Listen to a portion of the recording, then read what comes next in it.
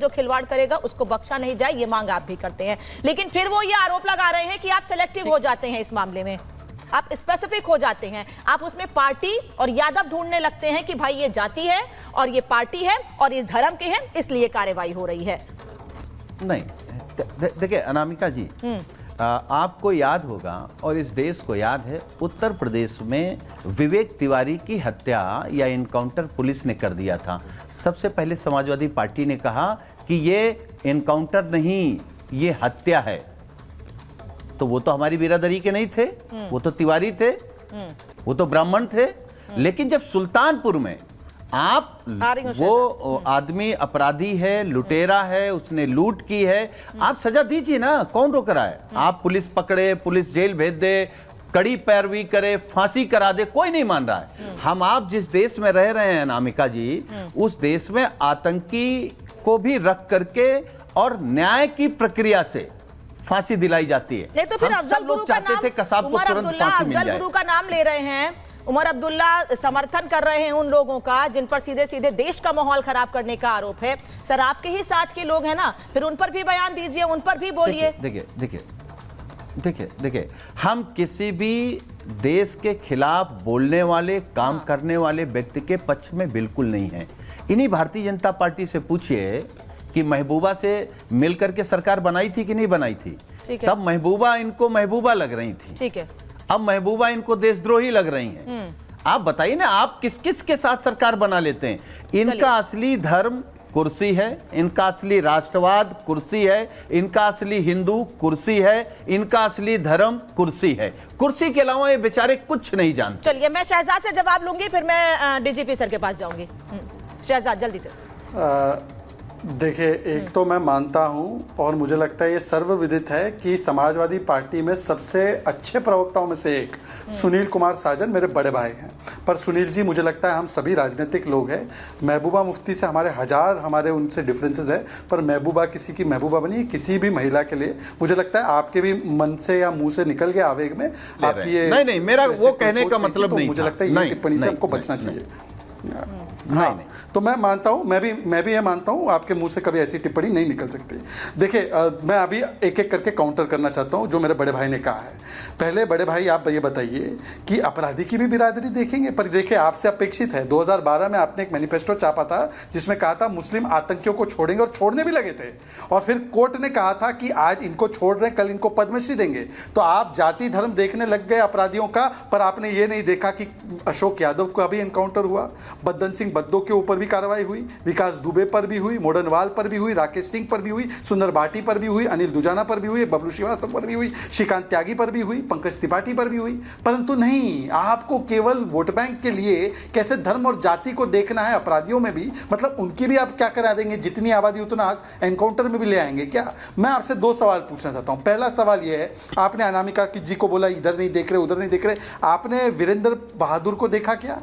आपने नवाब यादव को देखा? अरे अखिलेश जी ने बोला डीएनए टेस्ट करो, डीएनए टेस्ट हुआ, उसके बाद क्या हुआ? आपने बोला बच्ची का नार्को टेस्ट हो जाए। मोहित खान पर अभी तक क्या कार्रवाई हुई? राशिद खान पर क्या कार्रवाई हुई? आसिफ अली पर क्या कार्रवाई हुई? जावेद अहमद पर? ये सारे बलात्कारी आपकी पार्टी में हैं, अभी भी है। आप अपने बलात्कारी नेताओं पर कार्रवाई तो कीजिए, एक पे कार्रवाई नहीं करेंगे। उसके बाद मैं आपसे एक ही चीज पूछना चाहता हूँ, बुलडोजर। सुप्रीम कोर्ट ने तो बुलडोजर पे कहा है कि जो भी कार्रवाई हो रही है वो केवल अवैध प्रॉपर्टी पर हो रही है, परंतु मैं पूछना चाहता हूँ, अनिरुद्ध सिंह कांग्रेस से बोलते हैं मस्जिद अवैध है, लव जिहाद भी हो रहा है, इस पर कार्रवाई होनी चाहिए। आप समाजवादी पार्टी उनके अलायंस पार्टनर है, क्या अनिरुद्ध सिंह ने सही कहा गलत कहा बताइए? वो मंत्री है, कांग्रेस के मंत्री है। और आप उमर अब्दुल्ला की बातों को, अफजल गुरु ने, सुप्रीम कोर्ट ने उनको कन्विक्ट किया, सुप्रीम कोर्ट ने बोला लटकाओ, यूपीए की सरकार जिसका हिस्सा था उसने लटकाया, और आप कहते हैं उमर अब्दुल्ला कहते हैं अफजल गुरु को लटका दिया। और समाजवादी पार्टी पूरे देश में ज्ञान देती है, पर इस पर कुछ ज्ञान नहीं। ठीक है डीजीपी सर, राहुल गांधी, मतलब इस राजनीति में उन सभी लोगों को खींचा जा रहा है, उन सभी संगठनों को, उन सभी पदों पर, बड़े पदों पर बैठे हुए लोगों को, या फिर उन चीजों को खींचा जा रहा है जिन पर जिम्मेदारी है प्रदेश का माहौल सुधारने की, जो बड़े काम कर रहे हैं, फिर चाहे वो एनकाउंटर हो या अपराधियों को खत्म कर रहे हैं। मैं यहाँ जिक्र राहुल गांधी का कर रही हूँ। राहुल गांधी कह रहे हैं कि एसटीएफ जैसी प्रोफेशनल फोर्स को भारतीय जनता पार्टी सरकार में आपराधिक गिरोह की तरह चलाया जा रहा है। अनामिका जी, मैं इस बयान की सख्त आपत्ति है मुझे, और इस पे मैं इसका खंडन करना चाहूंगा। मैंने एसटीएफ को शुरू किया, 4 साल उसका आईजी रहा, और सबसे सर्वश्रेष्ठ अधिकारी कर्मचारी एसटीएफ में रहते हैं। मैं राहुल गांधी जी को परामर्श दूंगा, पहले एनकाउंटर किस कानून के तहत होता, कैसे होता, जरा उसको एक बार समझ लें। धारा 34 से 44 भारतीय नागरिक सुरक्षा संहिता, भारतीय न्याय संहिता, और अपनी आत्मरक्षा में, किसी अन्य की आत्मरक्षा में, बाकी इसकी व्याख्या नहीं करूंगा। लेकिन जिस तरीके से होता है उस पर टीका टिप्पणी, अनाग्रह आक्षेप लगाना। अब अनामिका जी, अगर कोई मुठभेड़ होती है, उसमें राष्ट्रीय मानवाधिकार आयोग, सुप्रीम कोर्ट, इसके दिशा निर्देश है, उसके अनुरूप अपराध पंजीकृत होता है, विवेचना होती है, मैजिस्ट्रेट इंक्वायरी होती है, आवश्यकता अनुसार जुडिशियल इंक्वायरी भी हो सकती है, और इन सब के बाद कोई आत्मघाती पुलिसकर्मी ही होगा जो कोई नाजायज इनकाउंटर करेगा।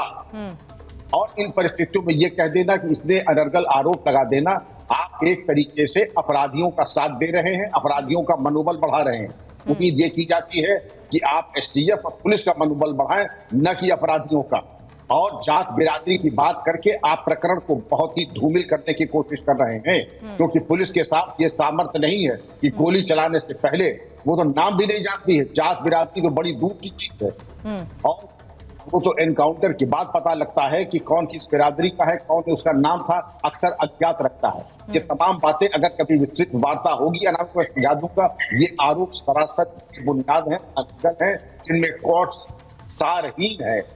बेहतर ये होगा कि आप ये कहें प्रत्येक अपराधी, उसके खिलाफ कठोरतम वैधानिक कार्रवाई हो, वो किसी बिरादरी का हो, कोई अपवाद नहीं होना चाहिए, और कोई भी फर्जी इनकाउंटर हो उसके ऊपर जांच होनी चाहिए। दोषी पुलिसकर्मी, एसटीएफ कर्मी कोई भी हो, चाहे किसी स्तर का, उसके ऊपर कठोरतम कार्रवाई जो हमारा संविधान सुनिश्चित करता है। लेकिन इस तरीके के लूज टॉक, मैं इसको लूज टॉक कहता हूं, आरोप भी नहीं, क्योंकि ये इतने हल्के हैं कि इसके ऊपर मैं कुछ टिप्पणी करना भी नहीं चाहता हूं। बेहतर ये होगा कि आप अगर समझते हैं कि इसमें गलती हुई है, तो आप तो इतने वरिष्ठ अधिवक्ता आपके पार्टी में है, आप उनके माध्यम से एक PIL करा के सीबीआई जांच करवाएं। वो आप नहीं करेंगे। राजनीतिक स्वार्थ सिद्धि के लिए आप सोशल मीडिया पे जाके अनर्गल आरोप लगा करके आप एक माहौल, एक इसके खिलाफ, एसटीएफ के खिलाफ आप बनाना चाहते हैं, जिसका कोई औचित्य नहीं। ठीक करने की कोशिश कीजिएगा, क्योंकि मैं इनसे और भी सवाल पूछना चाह रही हूं, क्योंकि बुलडोजर पर इसके पहले भी आपसे बात होती रही है, फिर चाहे वो अतीक अहमद के से जुड़े हुए लोगों पर बुलडोजर एक्शन हुआ हो, और अब उसी बुलडोजर का जिक्र जम्मू कश्मीर में भी हो रहा है। सर, उस पर मैं आपसे बात करूंगी, लेकिन प्रेम कुमार जी, आपका नाम लेके शहजाद ने भी कई सवाल पूछे हैं कांग्रेस पर। जिस कांग्रेस को वो कह रहे हैं आप सपोर्ट करते आ रहे हैं, जिसके बचाव में आप बयान देते आ रहे हैं, अब उसी कांग्रेस के नेता उत्तर प्रदेश में महिलाओं के साथ अपराध पर क्यों कुछ नहीं बोल रहे हैं? और फिर अफजल गुरु, जिस पर उमर अब्दुल्ला बयान दे रहे हैं, उस पर खामोश है कांग्रेस पार्टी। सबसे पहले तो अनामिका जी, आपको आपत्ति करनी चाहिए थी जब शहजाद जी बोल रहे थे कि कांग्रेस समर्थक प्रेम कुमार हैं।